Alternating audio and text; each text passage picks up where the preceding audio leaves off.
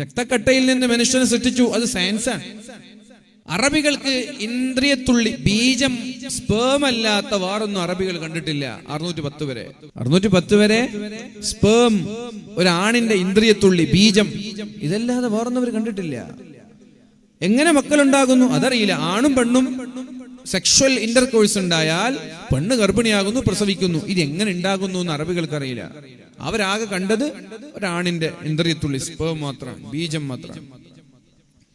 അവരോടാണ് ഖുർആൻ പറയുന്നത്, ഖലഖൽ ഇൻസാന മിൻ അലഖ്, അല്ലാഹു മനുഷ്യനെ സൃഷ്ടിച്ചത് രക്തക്കട്ടയിൽ നിന്നാണ്. സ്വാഭാവികമായിട്ട് അവർക്ക് സംശയം ഉണ്ടാവില്ലേ, ഈ സ്പേം മാത്രം കണ്ട് പരിചയമുള്ള മനുഷ്യന്മാരോട് രക്തക്കട്ടയിൽ നിന്നാണ് മനുഷ്യൻ അല്ലാഹു സൃഷ്ടിച്ചത്. രക്തക്കട്ട എവിടെയാണ് രക്തക്കട്ട? മോറിസ് ബുക്കായി എന്ന് പറയുന്ന ഒരു ഓറിയന്റലിസ്റ്റ് ഇസ്ലാമിലേക്ക് കടന്നു വരാൻ കാരണം ഈ ഒരു ആയത്താണ് എന്ന് കാണാൻ കഴിയും നമുക്ക്. മോറിസ് ബുക്കായി, ഖലഖൽ ഇൻസാന മിൻ അലഖ്. ഓറിയന്റലിസ്റ്റുകൾ ഇസ്ലാമിനെ കരിവാരിത്തേക്കാൻ വേണ്ടി ഇസ്ലാമിനെ കുറിച്ച് പഠിക്കുന്നവരാണ്, ഇസ്ലാമിനെ കുറിച്ച് എഴുതുന്നവരാണ്. ഇസ്ലാം നല്ല മതാണെന്ന് ഇടക്ക് വെച്ച് ഒരു തോണ്ടൽ തോണ്ടും. അതാണ് ഓറിയന്റലിസ്റ്റുകളുടെ പണി, ആളുകൾക്ക് ഡൗട്ട് ഉണ്ടാക്കി കൊടുക്കും. അപ്പോ ഈ ഓറിയന്റലിസ്റ്റ് ആയിരുന്ന മോറിസ് ബുക്കായി പരിശുദ്ധ ഇസ്ലാമിനെ കുറിച്ച് മനസ്സിലാക്കുന്നത് ഈ ആയത്തിലൂടെയാണ്. ഈ അലഖ് എന്ന് പറഞ്ഞാൽ രക്തക്കട്ട എന്നാണ് അർത്ഥം. അട്ട അറിയില്ല, അട്ട പറ്റിപ്പിടിച്ചിരിക്കുന്ന സാധനം അട്ട. അപ്പൊ അട്ടയെ പോലെ പറ്റിപ്പിടിച്ചു നിൽക്കുന്ന ഒരു രക്തക്കട്ടയിൽ നിന്നാണ്, സംതിങ് ക്ലിഞ്ചസ്, ഒട്ടിപ്പിടിച്ചു നിൽക്കുന്ന ഒരു വസ്തുവിൽ നിന്നാണ് അള്ളാഹു മനുഷ്യനെ സൃഷ്ടിച്ചത്. നമ്മുടെ സ്പേം പെണ്ണിന്റെ ഗർഭാശയത്തിലേക്ക് പോകുന്നു, ഗർഭപാത്രത്തിലേക്ക് പോകുന്നു, ഇന്ദ്രിയത്തുള്ളി ഒരു രക്തക്കട്ടയായി മാറുന്നു. പിന്നെ അവിടെ നിന്നാണ് അത് മാംസമാകുന്നു, എല്ലാകുന്നു, പിന്നെയും മാംസങ്ങൾ എല്ലിനെ പൊതിയുന്നു, പിന്നെ ഒരു മനുഷ്യരുവാകുന്നു. അവിടെ നിന്നാണ് പിന്നെ നെക്സ്റ്റ് പ്രോസസ് സ്റ്റാർട്ട് ചെയ്യുന്നത്.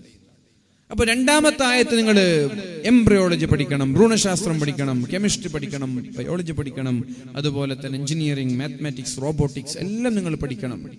2 ആയത്തുകളിൽ സയൻസും പറഞ്ഞു, സെക്യുലർ എഡ്യൂക്കേഷനും പറഞ്ഞു, ഡിവൈൻ ആയിട്ടുള്ള സ്പിരിച്വൽ എഡ്യൂക്കേഷനും പറഞ്ഞു. ചെറുപ്പക്കാർ ശ്രദ്ധിക്കണം, ഭൂമിയിലേക്ക് അള്ളാഹു നമ്മളെ പറഞ്ഞയച്ചത് തന്നെ പഠിക്കാൻ വേണ്ടിയിട്ടാണ്. അള്ളാഹു ഭൂമിയിലേക്ക് പറഞ്ഞയച്ചത് തന്നെ പഠിക്കാൻ വേണ്ടിയിട്ടാണ്. ഇബാദത്തെടുക്കാനൊന്നുമല്ല, ഇബാദത്തെടുക്കാനാണെങ്കിൽ മലക്കുകൾ തന്നെ മതിയായിരുന്നു അല്ലേ? എന്റെ പകരം ഒരു മലക്കിനെ സൃഷ്ടിച്ചാൽ എന്റെ 100 ഇരട്ടി ഇബാദത്ത് മലക്കെടുക്കും, എടുക്കൂലേ? നിങ്ങളിൽ ഓരോ ആളുകൾക്ക് പകരം മലക്കിനെ സൃഷ്ടിച്ചിരുന്നെങ്കിൽ നിങ്ങളെ 100 ഇരട്ടി നിങ്ങളെക്കാളും ഇബാദത്ത് മലക്കെടുക്കും. അപ്പൊ ഇബാദത്ത് എടുക്കുക എന്നതാണ് അൾട്ടിമേറ്റ് എയിമെങ്കിൽ എന്തിനാ ഈ മനുഷ്യന്മാര് മലക്കുകളെ തന്നെ അല്ലാഹു സൃഷ്ടിച്ചാൽ പോരെ? മലക്കുകളത് പറയുകയും ചെയ്തിട്ടുണ്ട്, നഹ്നു നുസബ്ബിഹു ബിഹംദിക വ നുഖദ്ദിസു ലക, ഞങ്ങൾ ഇബാദത്ത് എടുത്തോളാം, ഇവരെ സൃഷ്ടിക്കണ്ട എന്ന് മലക്കുകൾ പറയുകയും ചെയ്തിട്ടുണ്ട്. ഇബാദത്തല്ല, പഠിക്കാനാണ്, ചിന്തിക്കാനാണ്, ഗവേഷണം നടത്താൻ, റിസർച്ച് ചെയ്യാൻ, ഇൽമു പഠിക്കാൻ, ഇൽമിന്റെ ആളുകളായി നമ്മൾ മാറണം. അതാണ് ഹദീസ് പറഞ്ഞത്, അൽ ഇൽമു ഹയാത്തുൽ ഇസ്ലാം. മുഅ്മിനീങ്ങളെ, ഈ ദീൻ നിലനിൽക്കുന്നത് ഇൽമു കൊണ്ട് മാത്രമാണ്. ചെറുപ്പക്കാരൊക്കെ പഠിച്ചാലേ ഈ ദീനിന് അന്തസ്സുണ്ടാവുള്ളൂ. അൽ ഇൽമു ഹയാത്തുൽ ഇസ്ലാം. നിസ്കാരമല്ല ദീനിന്റെ നിലനിൽപ്പ്, നിസ്കാരമല്ല. നമ്മുടെ നിലനിൽപ്പ് നിസ്കാരമായിരിക്കും, ദീനിന്റെ നിലനിൽപ്പ് നിസ്കാരമല്ല. ദീനിന്റെ പില്ലറ് നോമ്പല്ല, ദീനിന്റെ നിലനിൽപ്പ് സക്കാത്തിലൂടെയല്ല, ദീനിന്റെ നിലനിൽപ്പ് ഹജ്ജിലൂടെയല്ല. ദീനിന്റെ നിലനിൽപ്പ് എന്ന് പറയുന്നത് വിദ്യാഭ്യാസത്തിലൂടെയാണ്, ഇൽമിലൂടെയാണ്. ഏത് വിദ്യാഭ്യാസം? 2 വിദ്യാഭ്യാസവും ഉണ്ടാകണം. മതകീയ വിദ്യാഭ്യാസം ഉണ്ടാകണം, ഭൗതികമായ വിദ്യാഭ്യാസം ഉണ്ടാകണം. ഇപ്പൊ ദാറുൽ ഹുദയുടെ ഹാദിയുടെ പ്രവർത്തനങ്ങൾ, പ്രിയപ്പെട്ടവരെ, നമ്മൾ എപ്പോഴും പരിശുദ്ധമായ റമളാനാകുമ്പോൾ നിരന്തരമായി കേൾക്കാറുള്ള ഒരു പേരാണ് തആവുൻ. കേട്ടിട്ടുണ്ടോ? തആവുൻ എന്നൊരു പദം, തആവുൻ എന്നൊരു പേര് കേട്ടിട്ടുണ്ടോ?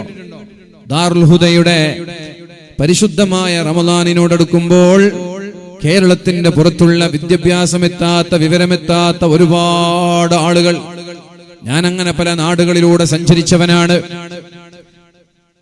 കർണാടകയുടെയും ആന്ധ്രാപ്രദേശിന്റെയും ബോർഡറായ കൊണ്ടനഹള്ളി എന്ന് പറയുന്ന ഒരു സ്ഥലത്ത് ഞാൻ സന്ദർശിച്ചു.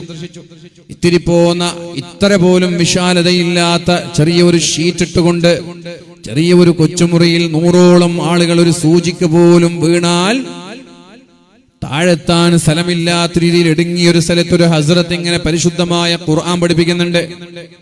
ആർക്കും വലിയ താല്പര്യം ഉണ്ടായിട്ടല്ല, നമ്മൾ വരുന്നത് കൊണ്ട് അവിടെ അങ്ങനെ തിങ്ങിപ്പാർത്തതാണ്. കുട്ടികളൊക്കെ ഞങ്ങൾ വരുന്നു എന്നറിഞ്ഞപ്പോ അവിടെയുള്ള കുട്ടികളെ കൊണ്ടുവന്നതാണ്. എഴുതാൻ അറിയാത്ത, വായിക്കാൻ അറിയാത്ത, പരിശുദ്ധമായ ഖുർആൻ ഓതാൻ അറിയാത്ത, ഫാത്തിഹ ഓതാൻ അറിയാത്ത, സംസ്കാരം എന്തെന്നറിയാത്ത, ദീൻ എന്തെന്നറിയാത്ത നൂറുകണക്കിന് വീടുകളുള്ള ഒരു നാട്. പ്രിയപ്പെട്ടവരെ, ആ നാടുകളിൽ പള്ളിയുണ്ട്, പള്ളിയോട് ചേർന്ന പള്ളിക്കൂടങ്ങളില്ല. കേരളത്തിലെല്ലാ പള്ളിയോടും ചേർന്ന് പള്ളിക്കൂടങ്ങളുണ്ട്. കേരളത്തിന്റെ പുറത്ത് പള്ളിയോട് ചേർന്ന പള്ളിക്കൂടങ്ങളില്ല. നിസ്കരിക്കാൻ വെള്ളിയാഴ്ച ജുമുഅയ്ക്ക് പള്ളിയിലേക്ക് വന്നാലും മദ്രസ പഠിക്കാൻ അവർ മദ്രസയിലേക്ക് വരുന്നവരല്ല. മദ്രസയിലേക്ക് വരാൻ കുട്ടികൾക്ക് താല്പര്യമുണ്ടായാലും രക്ഷിതാക്കൾ അവരെ മദ്രസയിലേക്ക് പറഞ്ഞേക്കൂല. കാരണം ഏതെങ്കിലും പച്ചക്കറി തോട്ടങ്ങളിൽ പണിയെടുത്താൽ വൈകുന്നേരമാകുമ്പോൾ 100 രൂപ അവർക്ക് ലഭിക്കും. ഫാക്ടറികളിൽ പണിയെടുത്താൽ, ആപ്പിൾ തോട്ടങ്ങളിൽ പണിയെടുത്താൽ, ഫാമുകളിൽ പണിയെടുത്താൽ, പാടത്തും പറമ്പത്തും പണിയെടുത്താൽ ഒരു കുടുംബത്തെ പോറ്റി വളർത്താനുള്ള 100 രൂപയുമായിട്ട് 5 വയസ്സുകാരൻ മുതൽ 15 വയസ്സുകാരെയുള്ള ചൈൽഡ് ലേബർ, ഇവിടെ ചൈൽഡ് ലേബർ എന്ന് നമ്മൾ പേരിട്ട് വിളിക്കുന്ന ചെറിയ കുട്ടികൾ 100 രൂപയുമായി വന്നാൽ അതുകൊണ്ട് ജീവിക്കാമെന്നുള്ള പ്രതീക്ഷയോടെ സ്കൂളിലേക്ക് പറഞ്ഞേക്കാത്ത, മദ്രസയിലേക്ക് പറഞ്ഞേക്കാത്ത 16 സംസ്ഥാനങ്ങളുണ്ട്. 16 അല്ല, സംസ്ഥാനങ്ങൾ ഒരുപാടുണ്ട്. പക്ഷേ 16 സംസ്ഥാനങ്ങളിലേക്ക് ദാറുൽ ഹുദയുടെ ഹാദിയയുടെ പ്രവൃത്തികൾ, ഹുദവി പണ്ഡിതന്മാരുടെ സംഘടനയാണ് ഹാദിയ എന്ന് പറയുന്നത്. ആ പണ്ഡിതന്മാർ 16 സംസ്ഥാനങ്ങളിൽ 2675 മക്തബുകളാണ് ഇതുവരെ നിർമ്മിച്ചു കൊടുത്തത്. 2675 മക്തബുകൾ. മക്തബുകൾ എന്ന് പറഞ്ഞാൽ ചെറിയ ഒരു മദ്രസ. കുട്ടികൾക്ക് ബേസിക് ആയിട്ടുള്ള, അടിസ്ഥാനപരമായിട്ടുള്ള ദീനിയായ കാര്യങ്ങൾ പഠിക്കാനുള്ള മദ്രസകളാണ് മക്തബുകൾ എന്ന് പറയുന്നത്. 2675 മക്തബുകളിൽ 1,33,174 വിദ്യാർത്ഥികൾ ഇന്ന് പഠിച്ചുകൊണ്ടിരിക്കുകയാണ്. ഈ കുട്ടികൾക്ക് ഇന്ന് ഫാത്തിഹ ഓതാൻ അറിയാം. ആരാ കാരണക്കാർ? നമ്മളെപ്പോലെ കേരളക്കരയിൽ നിന്ന് ഒരു കുട്ടിക്ക് 500 രൂപ വർഷത്തിൽ ഞാൻ തരാമെന്ന് പറഞ്ഞിട്ട് ഒരുപാട് ആളുകൾ ഏറ്റെടുക്കാറുണ്ട്. ഒരു കുട്ടിയുടെ ഒരു വർഷത്തെ പഠന ചെലവ് 500 രൂപ ഞാൻ തരാം. ഗൾഫിലുള്ളവർ 25 ദിർഹം ഞാൻ തരാം, 25 റിയാൽ ഞാൻ തരാം. ഒരു കുട്ടിക്കുള്ള ഒരു വർഷത്തെ സ്പോൺസർഷിപ്പാണ്.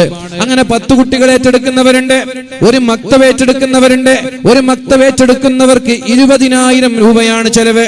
ഒരു വർഷത്തിൽ 20,000 രൂപ ഒരു മക്തബിന്റെ ചെലവ് ഞാൻ തരാമെന്ന് പറഞ്ഞ്. അതേപോലെ ഗൾഫിലുള്ളവർ 1000 ദീനാർ, 1000 റിയാൽ, 1000 ദിർഹംസ് ഞാൻ തരാം. കേരളത്തിന്റെ പുറത്തൊരു മക്തബ് ഏറ്റെടുക്കാൻ 2675 മക്തബുകളുണ്ട്. അവർക്ക് പാഠപുസ്തകങ്ങൾ നമ്മൾ നൽകണം, അവർക്കുള്ള സാലറി നമ്മൾ നൽകണം, അവരെ പഠിപ്പിക്കാനുള്ള ബിൽഡിങ്ങുകൾ നമ്മൾ ഉണ്ടാക്കണം. അതേപോലെ ഒരു മഹല്ലിനുള്ള ഒരു വർഷത്തെ ചെലവ്, വിദ്യാഭ്യാസ പ്രവർത്തനങ്ങൾ ഉണ്ടാക്കാൻ 50,000 രൂപ ഞങ്ങൾ തരാമെന്ന് പറഞ്ഞ് ഓരോ ആളുകൾ ഏറ്റെടുത്തതിന്റെ ഭാഗമായിട്ടാണ് പ്രിയപ്പെട്ടവരെ 1,33,774 കുട്ടികൾ അവിടെ പഠിച്ചുകൊണ്ടിരിക്കുന്നത്. 1,33,174 കുട്ടികൾക്ക് ഫാത്തിഹ ഓതാനും ഖുർആൻ ഓതാനും പഠിപ്പിക്കാൻ കഴിഞ്ഞത് ഇതുപോലെയുള്ള നാട്ടുകാരുടെ സുമനസ്സുകൊണ്ടാണ്. ഞാൻ പറഞ്ഞല്ലോ, ഇൽമ പഠിക്കാനാണ് അള്ളാഹു ഭൂമിയിലേക്ക് നമ്മെ പറഞ്ഞയച്ചത്. എന്നിട്ട് ഫാത്തിഹ ഓതാൻ അറിയാത്ത മുസ്ലിങ്ങൾ അവിടെ ഉണ്ടാകുമ്പോ ആരോടാ അള്ളാഹു ചോദിക്കുക? ഞാൻ പറഞ്ഞല്ലോ, പരിശുദ്ധമായ ഖുർആനിന്റെ വെളിച്ചത്തിലാണ് ഞാൻ ഇവിടെ പറഞ്ഞത്. നിസ്കരിക്കാനും ഇബാദത്ത് എടുക്കാനല്ല അള്ളാഹു ഭൂമിയിലേക്ക് പറഞ്ഞയച്ചത്. അങ്ങനെയാണെങ്കിൽ മനുഷ്യന്റെ പകരം മലക്കുകളെ പറഞ്ഞയച്ചാൽ മതിയായിരുന്നു. അള്ളാഹു ഭൂമിയിലേക്ക് പറഞ്ഞയച്ചതിന്റെ ഏറ്റവും പ്രധാനപ്പെട്ട ലക്ഷ്യം എന്ന് പറയുന്നത് പരിശുദ്ധമായ ഖുർആനിനെ കുറിച്ച് ചിന്തിക്കാനും ഇൽമ പഠിക്കാനും ഇൽമ പ്രചരിപ്പിക്കാനുമാണ്. എന്നിട്ടും മുസ്ലിമീങ്ങളായ ലക്ഷക്കണക്കിന് ആളുകള്, കോടിക്കണക്കിന് ആളുകള് ഇന്ത്യ രാജ്യത്തിന്റെ വ്യത്യസ്തമായ വിഭിന്നമായ സ്ഥലങ്ങളിലെ പരിശുദ്ധമായ ഖുർആനിന്റെ ഫാത്തിഹ പോലും ഓതാൻ അറിയുന്നില്ല എന്ന് പറയുമ്പോ അല്ലാഹു ചോദിക്കുന്നത് നമ്മളോടാണ് പ്രിയപ്പെട്ടവരെ. അതുകൊണ്ട് എന്റെ ശബ്ദം ശ്രവിക്കുന്നവരോട് ഞാൻ പറയാണ്, നമ്മുടെ സമ്പാദ്യങ്ങളിൽ നിന്നൊരു 500 രൂപ, നമ്മുടെ കെയർ ഓഫിൽ ഒരു 10 പേരെ 500 നൽകാൻ പറ്റുന്ന ഒരു 10 പേരെ, ഒരു 20 പേരെ, നമ്മളാൽ കഴിയുന്ന ഒരു 10,000 5,000 അല്ലെങ്കിൽ ഒരു വർഷത്തെ മക്തബിന്റെ ചെലവ് 20,000 രൂപ ഞാൻ തരാം, അല്ലെങ്കിൽ തരാൻ നൽകുന്ന പണം നൽകിയ, സമ്പാദ്യം നൽകിയ ആളുകളുണ്ട്. അവരിൽ നിന്നൊരു 20,000 രൂപ, അതുമല്ലെങ്കിൽ ഒരു വർഷത്തിൽ 50,000 രൂപ ഏറ്റവും മിനിമം ഇവിടെ കൂടിയിരിക്കുന്ന ആളുകളെ, എന്റെ ശബ്ദം ഓൺലൈനിലൂടെ കേൾക്കുന്ന ആളുകള് ഒരു 500 രൂപയെങ്കിലും ഈ പറയപ്പെട്ട ഇൽമ പ്രചരിപ്പിക്കപ്പെടാൻ, ഇൽമ ജനങ്ങളിലേക്ക് എത്തിച്ചു കൊടുക്കാൻ, പ്രിയപ്പെട്ടവരെ, നമ്മൾക്കൊരു വർഷത്തിൽ ഒരു 500 കൊടുക്കാൻ കഴിഞ്ഞാൽ അള്ളാഹുവിന്റെ ചോദ്യത്തിന് മറുപടി പറയാൻ നമ്മൾക്ക് കഴിയും. പൊട്ടു തൊട്ടുകൊണ്ട് സ്കൂളിലേക്ക് വരുന്നവർ, പച്ച പൊട്ടു തൊട്ടുകൊണ്ട് സ്കൂളിലേക്ക് വരുന്നവർ, എന്താ നിങ്ങൾ പൊട്ടു തൊട്ടത്? ഇവിടെ നോൺ മുസ്ലിംസ് ഒക്കെ കുങ്കുമം കൊണ്ട് പൊട്ടു തൊടാറുണ്ട്. ഞങ്ങൾ മുസ്ലിങ്ങളല്ലേ, മുസ്ലിങ്ങളുടെ കളർ പച്ചയാണെന്നറിയാം, ഞങ്ങൾ പച്ച പൊട്ടു തൊടാണ്. നോമ്പ് തുറക്കാൻ വേണ്ടി കേരളത്തിൽ നിന്നുള്ള 2 ആളുകൾ ഒരു മുസ്ലിം വീട്ടിൽ പോയപ്പോ വീടിന്റെ ചുമരിൽ ഒരു ഹോൾസ് ഉണ്ട്. ആ ഹോൾസിൽ ഒരു വിളക്കുണ്ട്. ആ വിളക്കിന്റെ തീ കെടാതെ സൂക്ഷിക്കാണ്. അപ്പൊ ചോദിച്ചു, എന്താണ് ഈ വിളക്കങ്ങൾ കെടാത്തത്? രാവിലെ പോലും കെടുത്തുന്നില്ലല്ലോ. അപ്പൊ അവര് പറഞ്ഞു, ഇത് ഞങ്ങളുടെ മനദേവറു. കർണാടകക്കാരാ. മനദേവറു. എന്താ മനദേവറു എന്ന് പറഞ്ഞാല്? മന എന്ന് പറഞ്ഞ വീട്. ഞങ്ങളുടെ വീടിന്റെ ദൈവമാണിത്. മുസ്ലിങ്ങളെ പറയുന്നത് ഞങ്ങളുടെ വീടിന്റെ ദൈവമാണ്. ഞങ്ങളുടെ ഉപ്പാപ്പമാർക്ക് നിസ്കരിക്കാൻ അറിയുമായിരുന്നു. അതുകൊണ്ട് അവരുടെ മുസല്ല ഇങ്ങനെ വെച്ച് മുസല്ലയെ തൊട്ടുമുത്തുന്ന ആളുകള്. ഈ അടുത്ത് 70-80 വയസ്സുള്ള ഹാല ഖാത്തൂൻ എന്ന് പറയുന്ന ഒരു കിളവി പരിശുദ്ധമായ ഫാത്തിഹ ഓതിയിട്ട്, പരിശുദ്ധമായ സൂറത്തുൽ മസദ് ഓതിയിട്ട്, നിങ്ങളെ കൊണ്ട് എനിക്ക് ഖുർആൻ വായിക്കാൻ കഴിഞ്ഞല്ലോ എന്നുള്ള ആത്മസംതൃപ്തിയോടെ പുഞ്ചിരിച്ചു പോകുന്ന വീഡിയോ ഒരുപക്ഷെ നിങ്ങൾ കണ്ടിട്ടുണ്ടാകും. 70 വയസ്സാകുമ്പോഴാണ് ഫാത്തിഹ ഓതാൻ പഠിച്ചത് ഹാല ഖാത്തൂൻ. എന്താ കാരണം? നമ്മൾ ഇവിടെ നിന്ന് കേരളക്കാർ, നമ്മൾക്ക് മദ്രസകൾ ഇഷ്ടം പോലെ, സ്ഥാപനങ്ങൾ ഇഷ്ടം പോലെ, പള്ളികൾ ഇഷ്ടം പോലെ. ഇനി നമ്മൾ ചിന്തിക്കേണ്ടത് കേരളത്തിന്റെ പുറത്തുള്ള ബാക്കിയുള്ള 20 കോടി മുസ്ലിമീങ്ങളെ കുറിച്ചാണ്. അവർക്ക് ഇൽമെത്തണം, ഖുർആനെത്തണം, ഖുർആൻ ഓതാൻ അറിയണം. ഞാൻ പറഞ്ഞു, അള്ളാഹു ഒരു മനുഷ്യനെ സൃഷ്ടിക്കാനുള്ള അൾട്ടിമേറ്റ് എയിം എന്താണെന്ന് ചോദിച്ചാൽ വിദ്യാഭ്യാസം പഠിക്കുകയും ദീനിന്റെ നിലനിൽപ്പ് ഇൽമിലൂടെയാണ് എന്ന ആയത്ത് ഞാൻ ഓതി, ഹദീസ് ഓതി. അൽ ഇൽമു ഹയാത്തുൽ ഇസ്ലാം. എങ്ങനെയാണ് ഈ കേരളത്തിന്റെ പുറത്തൊക്കെ ദീൻ നിലനിൽക്കുക?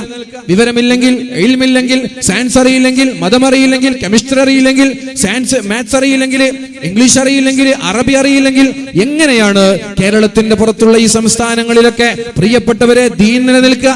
അതുകൊണ്ടാണ് അവർ വെറും വോട്ട് ബാങ്കായി മാറുന്നത്. അവർക്ക് ഇൽമില്ല.